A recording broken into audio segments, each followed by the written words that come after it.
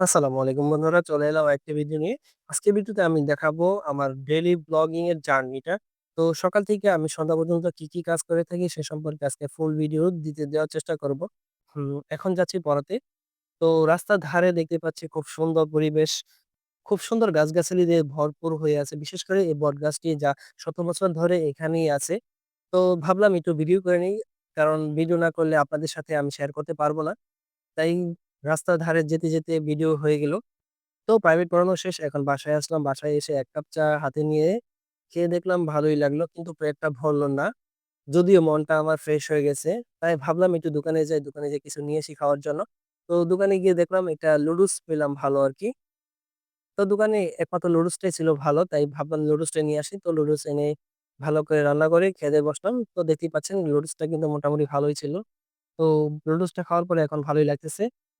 তো এখন বিশ্রাম নিবো। এখন ৫টা বাজে। তো আমার ২ টা সেশন বাকি আছে। বিশেষ করে আমি যাদেরকে পড়াই।